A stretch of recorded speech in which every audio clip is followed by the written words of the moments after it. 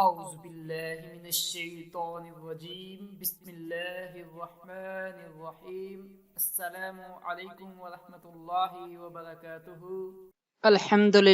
الحمدللہ سب مسلمانوں کے لیے ایک بہت ہی خوش آئند خبر ہے کہ خانہ کعبہ اور مدینہ منورہ کو جلد کھولنے کا اعلان کر دیا گیا ہے۔ ریاض سے امام کعبہ عبد الرحمن الشیخ سدیس نے خانہ کعبہ اور مدینہ منورہ کو جلد عبادات کے لیے کھولنے کا اعلان کر دیا۔ انہوں نے اپنے ایک پیغام میں کہا کہ جلد ہی خانہ کعبہ کو طواف اور 5 وقت کی نماز کی ادائیگی کے لیے کھول دیا جائے گا۔ امام کعبہ نے کہا ہے کہ ہم کوئی بھی فیصلہ جلد بازی میں نہیں کرنا چاہتے، عوام کی فلاح اور خیریت ہی ہماری اولین ترجیح ہے۔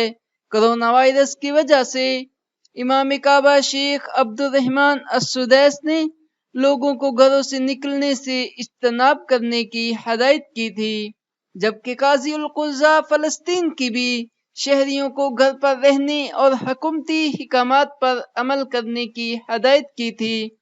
امام کعبہ نے کہا تھا کہ شہری گھروں میں رہیں اور درود شریف کا ورد کرتے رہیں، جبکہ ہجوم میں جانے یا ہاتھ ملانے سے گریز کیا جائے۔ قاضی القضاء فلسطین اور امام کعبہ نے دنیا کو کورونا وائرس سے محفوظ رکھنے کے لیے دعا بھی کی تھی۔ رمضان المبارک میں امام کعبہ نے مسجد الحرام اور مسجد نبوی میں نمازیوں کو پابندی برقرار رکھنے اور نماز تراویح 10 رکعت ادا کرنے کا اعلان کیا تھا۔ نماز تراویح میں مساجد کی انتظامیہ اور خادمین شریک ہو رہے ہیں، اور جو نیا اعلان عبد الرحمن السدیس کی طرف سے کیا گیا ہے کہ خانہ کعبہ اور مدینہ منورہ کو جلد ہی عمرہ زائرین کے لیے کھول دیا جائے گا اور عمرہ اور طواف شروع ہو جائے گا، اور ہم سب کو اللہ کا شکر ادا کرنا چاہیے اور دعا کرنی چاہیے جلد از جلد اس وبا سے نجات حاصل کر سکیں، اور اللہ تعالی ہم سب کو اپنے حفظ و امان میں رکھے، آمین۔ جزاک اللہ۔